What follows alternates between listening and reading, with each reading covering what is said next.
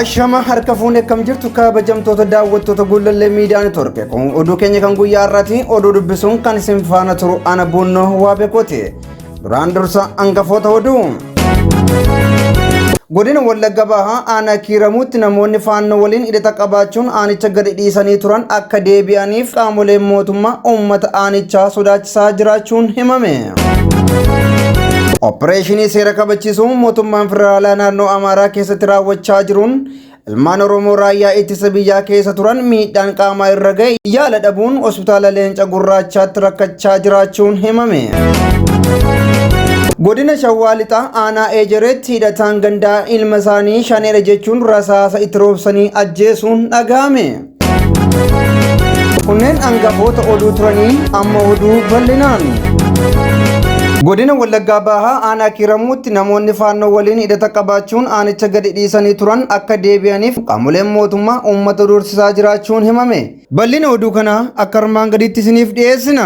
Godina Wallagga Bahaa ana Kiiramuutti namoonni faannoo waliin hidhata qabaachuun aanicha gadi dhiisanii turan akka deebi'aniif qaamoleen mootummaa uummata dursisaa jiraachuun himame. Kabineen aanichaa fi ajajoonni raayyaa ittisa biyyaa aanicha jiran ummata Oromoo walitti qabuun faannoleen kanaan dura sababa jeequmsa kaasaniif aanicha gadi dhiisuun gara naannoo Amaaraa baqatanii turan akka deebi'anii aanicha keessa akka jiraataniif uummata sodaachisaa jiraachuun maddi keenya nuuf ifoomsee jira. Gareemman karaarsaa kun humnoota badii faannoo waliin hidhata qabaachuun meeshaalee waraanaa fi loojistikii badiif isaan barbaachisu garee faannoof dhiyeessuun uummata Oromoo qe'ee isaa irratti aleellaa irratti raawwachuun isaa kan yaadatamudha.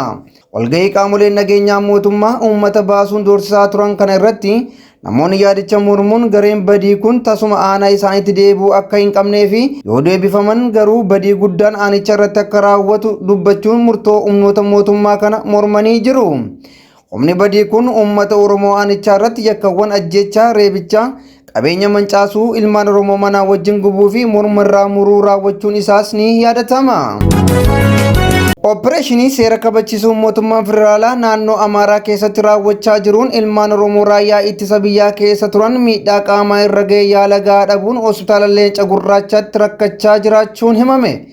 Akka maddi keenya gabaasetti ilmaan Oromoo lolawwan mootummaan federaalaa garee fiinxaleessaa Amaaraa kana waliin taasise irratti miidhaman loltoonni dhalootaan Oromoo ta'an hojjettoota hospitaala Leenca Gurraachaa Finfinnee keessa dalaganiin arrabsamaa fi yaala ga'aa dhorkamuun isaanii himamee jira. Yeroo mootummaan federaalaa garee fiinxaleessaa faannoo kana wajjin wal waraanaa jirutti ilmaan Oromoo addicha keessa jiran gara mooraa qabsoo wabootti makamanii akka qabsoo saba isaanii tumsan waamichi dhiyaataafii jira.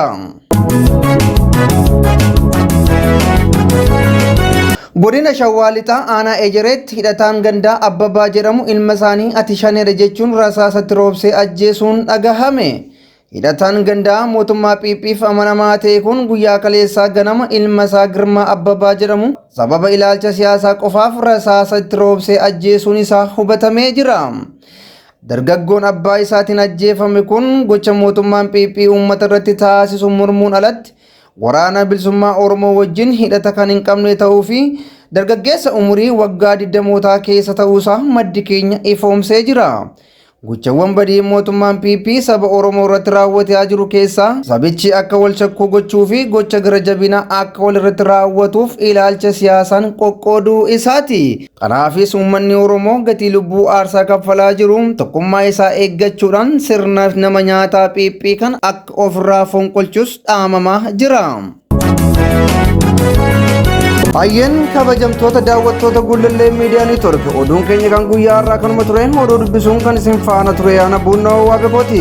Isinis qophiin keenya yeroo hundumaa akka isin bira ga'uuf toora Gullallee Miidiyaa Neetwoork karaa yuutuubii fi feesbuukaan laayikii fi saabskiraayib gochuun akka nu hordoftan isin affeerra. Wanta nu hordoftaniif galatooma.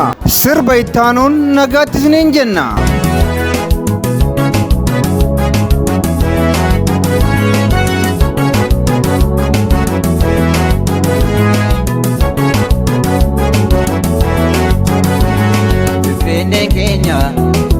Abba keenya iddoo dhaloota kasaaba keenya isaan tuqiina jijjiirina Finfinnee keenya ittiin dhalaanne ittiin guddanne kan abba keenya isaan tuqiina jijjiirina Finfinnee keenya Waliin malaanee achiit guddanne kan abbaa keenya qabeenya Oromoo eegnu maaloo Finfinneen keenya beeknu maaloo qabeenya Oromoo eegnu maaloo Finfinneen keenya beeknu maaloo.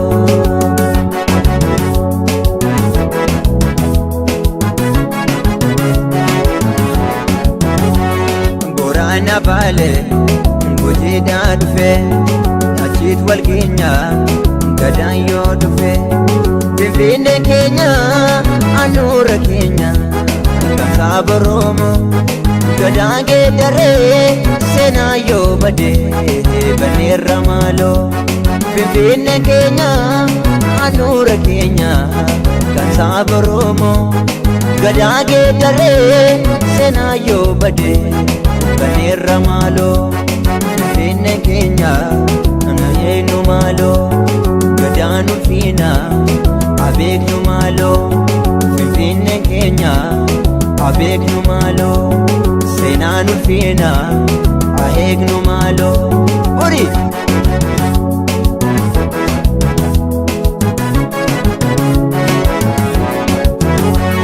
Shawwaadhaa faarsee wal jajjabeessee iluuf wallaagaa wal jaalladhaagaa aadaa yoo du'ee seenaa yoo badee bakkaan buufamu gootonni Oromoo abboonni durii nuti beekamu seenaa yoo badee aadaa yoo du'ee bakkaan buufamu gootonni Oromoo abboonni durii nuti beekamu tuttuqiina natiin kaasina Finfinneen keenya jijjiirina natiin bu'ina tuttuqiina Finfinneen keenya jijjiirina.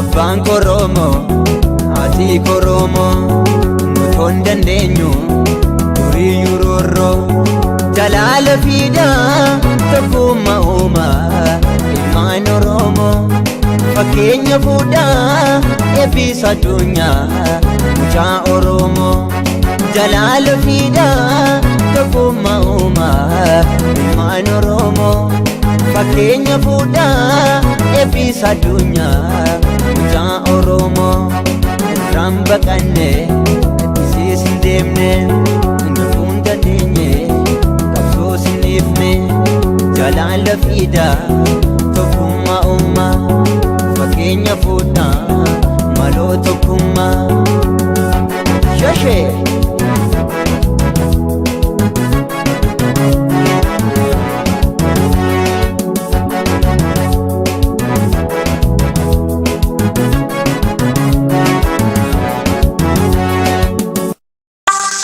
Sifa morma turega disenyi taka Obdur seni bilik setiyaka Isa tu kenya udini fe ulatu Jalala kenya falkawi aku batu